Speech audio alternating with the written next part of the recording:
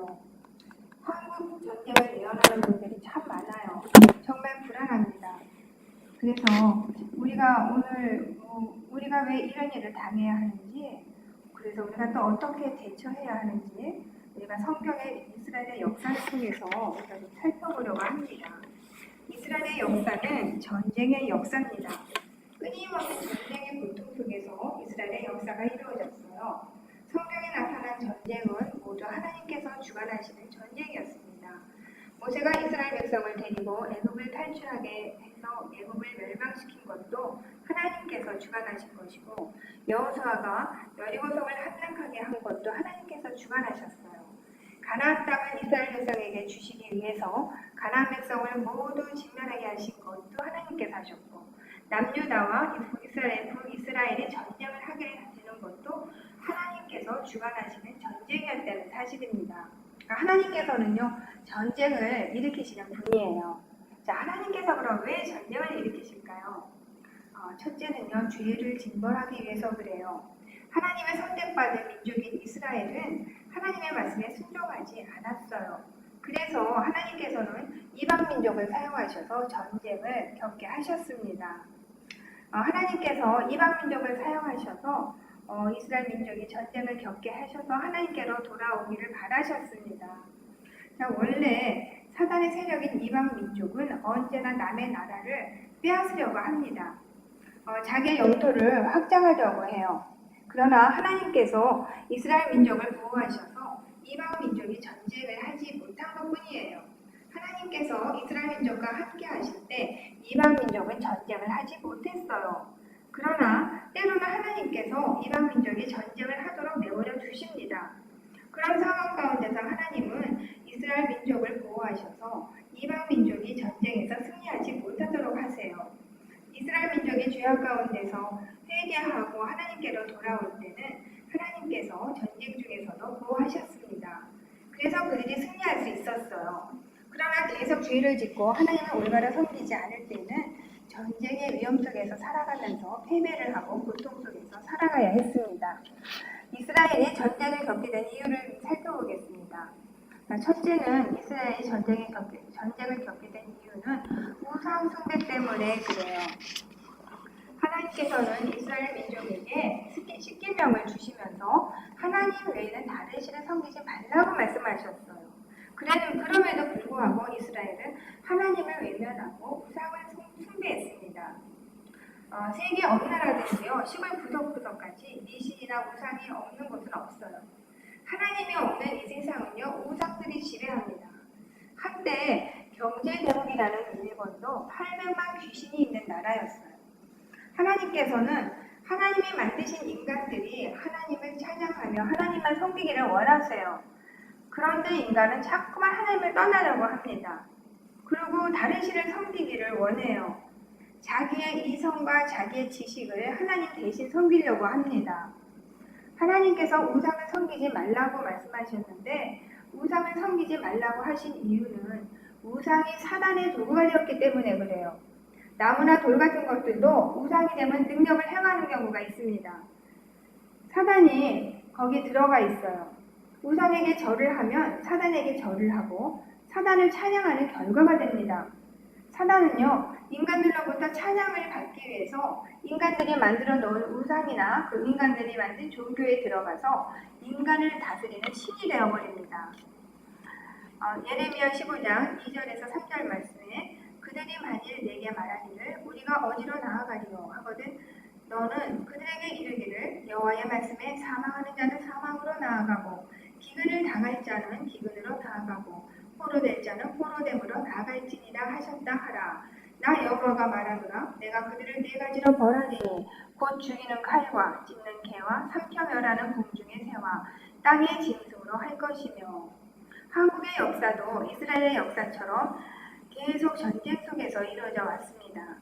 삼면이 바다로 둘러싸인 아주 작은 나라 한국은 북쪽에서 또 남쪽에서 계속 침략을 당하며 역사를 이루어왔어요. 왜냐하면 하나님을 섬기지 않았기 때문에 그래요. 한국은 우상을 섬기는 나라였습니다. 조선이란 나라는요, 하나님께서 함께 하시지 않는 나라였어요. 사단이 함께하는 나라였습니다.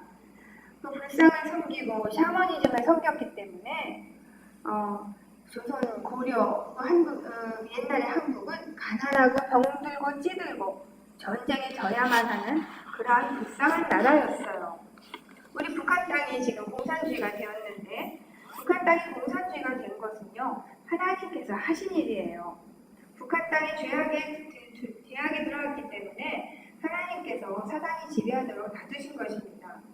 우리는 김일성이나 김정일을 욕하기 전에 우리가 겸비해서 하나님을 올바르게 섬기지 못했던 걸 우리가 회개해야 돼요.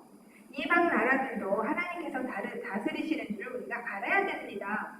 하나님께서는 포로될 사람은 포로되게 하시고 살리실 자는 살리세요. 죽이실 자는 하나님께서 죽이십니다.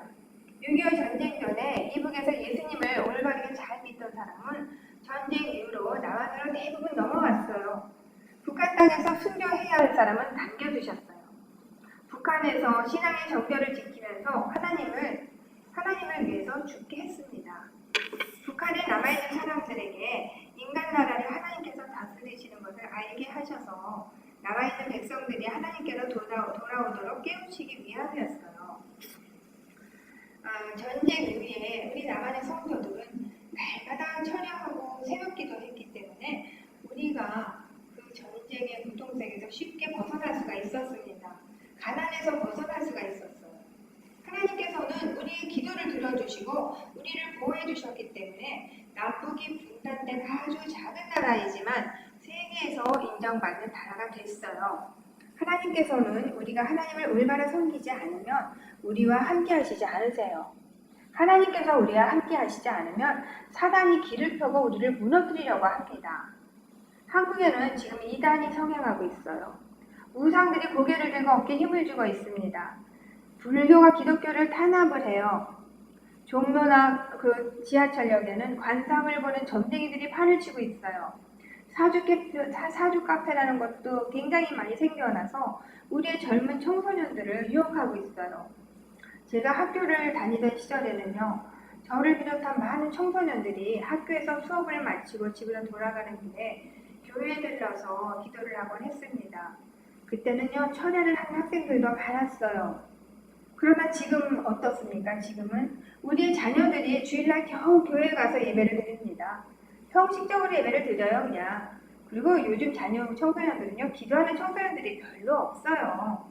왜냐하면 우리 부모들은 자기 자녀들이 하나님을 잘 섬기는 것보다 공부 잘하고 세상에서 출세하길 바라기 때문에 그래요.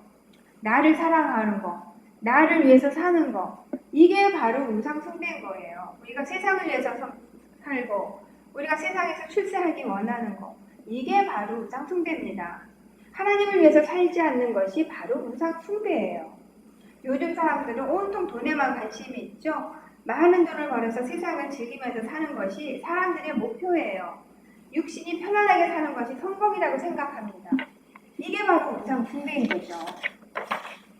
이스라엘이 전쟁을 겪게 된 이유로서 두 번째는요, 성적 타락을 들 수가 있어요. 성경을 자세히 보면 우상 숭배와 성적 타락은 항상 연결되어 있어요. 우상 숭배하는 민족은 성적으로 반드시 타락합니다. 그래서 어떤 사람은 성경에서 나타나는 간음은 우상 숭배를 뜻하는 것이지 성적 욕망을 뜻하는 것이 아니라는 주장을 하기도 해요. 그러나 분명히 성경에서 말하는 간음은 우상 숭배와 육체적인 타락, 이 두 가지를 모두 의미합니다. 다시 말하면 영적인 간음과 육체적인 간음 모두가 하나님께는 간음이 되는 거예요. 자, 그리고 이스라엘이 전쟁을 겪게 된 세 번째 이유는 가난한 자를 외면하고 사치했기 때문에 성경에는 가난한 자를 도우라는 말씀이 여러 곳에 나옵니다. 이스라엘이 망하게 된 이유 중에 하나도 가난한 자를 멸시했기 때문에 그래요. 에스겔 16장 49절에서 50절이나 이사야 1장 말씀을 보면 소돔성이 멸망한 이유도 성적 타락뿐만이 아니라 가난한 자를 외면했기 때문이라고 이렇게 말씀을 하고 있습니다. 그 다음에 저희 하나님께서 전쟁을 일으키시는 두 번째 이유는 전쟁을 통해서 주의 본질을 깨닫고 하나님께 다시 돌아오게 하기 위해서예요. 이스라엘의 백성들은 눈이 멀어서 하나님의 선하심과 자비하심을 보지 못했어요. 그들은 귀가 먹어서 사랑과 은혜에 찬 하나님의 호소를 듣지 못했어요. 그러나 그들은 극심한 고난에 처해서야 하나님을 생각하고 하나님께로 돌아왔습니다. 마음이 세상을 향해 있으면, 세상 욕심이 많으면 귀가 있어도 하나님의 말씀을 듣지 못하고 눈이 있어도 보지를 못합니다. 성경 말씀을 깨달을 수가 없는 이유는 세상 욕심이 강하기 때문에 그래요. 우리가 그릇이 비어있지 않으면요, 하나님께서 말씀으로 채워주지 않으십니다. 우리가 세상 욕심 이걸 다 비워야지 우리가 하나님의 말씀을 깨달을 수 있고 하나님께서 우리에게 기쁨을 주시고 하나님의 말씀을 깨달을 수 있는 지혜를 주십니다. 전쟁은요, 하나님의 손에 달려 있어요. 하나님께서 허락하지 않으시면 어떠한 전쟁도 일어날 수 없습니다. 전쟁에서 승리하느냐 패하느냐는 하나님의 손에 달려 있는 거예요. 모든 나라는 다 하나님의 것입니다. 지금 우리 한국은 위기 상황 가운데 있어요. 북한은 전쟁을 하려고 별 수단을 다 부립니다. 땅굴을 파고 남한을 기만하는 일을 끊임없이 하고 있습니다. 한국은 그들이 북한이 요구하는 것을 많이 들어주지만 그럴수록 북한은 한국을 더 괴롭힙니다. 우리는 북한의 김정은을 죽일 놈이라고 우리 욕을 해요. 그러나 이러한 일은 김정은의 잘못만은 아니에요. 우리의 잘못이에요. 우리가 북한을 도와줘서 잘못한 것이 아닙니다. 우리의 잘못은 하나님을 올바르게 섬기지 못한 잘못입니다. 우리가 하나님의 영광을 나타내지 않았기 때문에 한국의 위기가 닥쳐왔어요. 우리가 우리만을 위해서 살았기 때문에 북한이 한국을 우습게 보고 있는 거예요. 우리가 너무 돈을 사랑했기 때문에 우리가 위협 가운데 빠져 있는 겁니다. 전쟁은요, 진짜 우리 북한에 달려있는 것이 아니라 하나님께 달려있는 겁니다. 아무리 우리가 군인들을 강하게 훈련시키고 최첨단 무기를 개발해도 하나님께서요, 우리가 함께 하시지 않으면 전쟁에서 이길 수가 없어요. 우리 군이 나약한 건 문제가 안 돼요. 기드온은 300명의 군사로 전쟁에서 승리했습니다. 링컨 대통령은 상대편 적의 군대보다 병력이 약했지만 기도로 승리했잖아요. 미국이라는 나라는 하나님의 것이라는 것을 깨닫고 링컨 대통령은 하나님께 미국을 바쳤기 때문에 링컨 대통령이 이끄는 군대가 승리를 했어요. 군인들에게 강도 높은 훈련을 시키는 것보다 하나님을 경외하고 교회에서 더 기도하고 예배드릴 수 있도록 가르치는 것이 진정한 군사 훈련입니다. 그래서 이승만 대통령은 군대 안에 교회를 세우도록 한 것이 아닙니까? 지금은 부대 안에 절도 있고 성당도 있어요. 그래서 군대 기강이 지금 엉망이 되어버렸습니다. 군인들이 하나님을 모르기 때문에, 군인들이 하나님을 섬길 줄 모르기 때문에 우리나라 군대가 지금 엉망이 되어버리고 있는 겁니다. 한국 군대의 기강이 지금 다 무너져 버렸어요.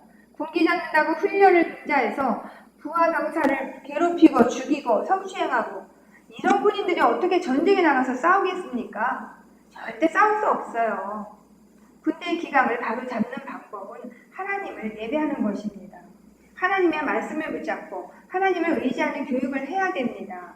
군대의 힘이 약하고 최첨단 무기도 없고 병력도 약하지만 하나님께서 함께 하시고 하나님께서 적을 물리쳐 주실 때 이길 수가 있는 겁니다. 우리가 이 땅에서 잘 살기 위해서 하나님을 섬기는 것이 아니라 하나님을 잘 섬기기 위해서 우리가 이 땅에서 살아야 되는 겁니다. 우리는 하나님을 올바르게 섬겨야 돼요. 이런 신앙만이 하나님을 우리 편으로 받을 수가 있는 겁니다. 하나님을 사랑하는 믿음만이 하나님께서 우리와 함께 하시는 겁니다. 모든 전쟁은 하나님의 주관하에 이루어지는 거예요. 한국이 남북으로 갈라져 있지만 통일은 하나님의 뜻에 달려 있습니다. 평화 통일은 하나님을 우리가 올바로 섬길 때 이루어질 것입니다. 우리 국민들이 하나님을 멀리하고 하나님의 뜻에 불순종하면 정화 통일이 이루어질 거예요. 결론적으로 해서 말씀드리면 전쟁은요, 인간의 죄악 때문에 일어나는 겁니다. 하나님께서 함께 하시지 않기 때문에 사단이 함께하면 분란과 전쟁이 끊이지 않아요. 중동 지역에 지금 전쟁이 끊이지 않죠. 내전도 끊이지 않죠. 하나님을 섬기지 않고 사탄을 섬기기 때문에 그래요. 이슬람은요, 사탄의 종교입니다. 이슬람은 성경을 왜곡시킨 이단 종교예요. 어느 나라든지 하나님을 올바로 섬기지 않으면 평화롭지 못해요. 분쟁과 내란이 끊이지 않습니다. 한국에 기독교가 들어오기 전에는 외세의 침략이 잦았어요. 외세의 침략이 없을 때는 나라 안의 파벌 싸움이 끊이지 않았습니다. 하나님을 섬기지 않고 우상을 섬기기 때문에 사단이 그날의 정치를 쥐고 흔듭니다. 우리는 오직 하나님을 경외하고 하나님을 찬양하면서 하나님의 이름을 높여드려야 됩니다. 그것이 바로 승리의 방법이에요. 최첨단 무기가 아니에요. 횃불과 항아리입니다. 많은 군사가 아니에요. 기도원의 300명의 군사입니다. 전쟁은 하나님의 이름을 높이면서 하나님의 영광을 찬양하는 것입니다. 하나님께서는 하나님의 영광을 위해서 찬양받으시기 위해서 전쟁을 일으키신다는 사실입니다. 우리의 무기는 하나님을 찬양하면서 하나님의 이름을 높이는 것입니다. 전쟁은 하나님의 영광을 나타내는 것입니다.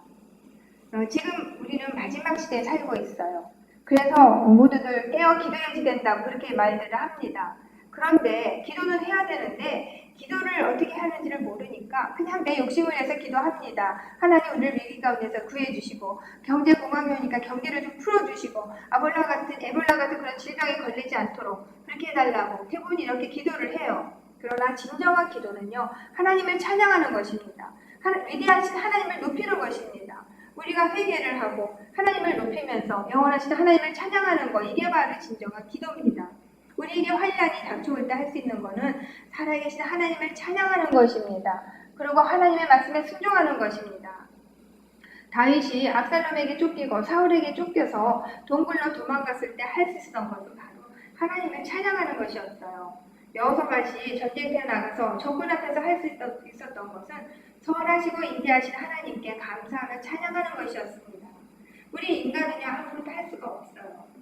하나님께서 하십니다. 일은 하나님께서 하세요. 전쟁도 하나님이 하시고 어둠의 세력을 물리치는 것도 하나님께서 하십니다.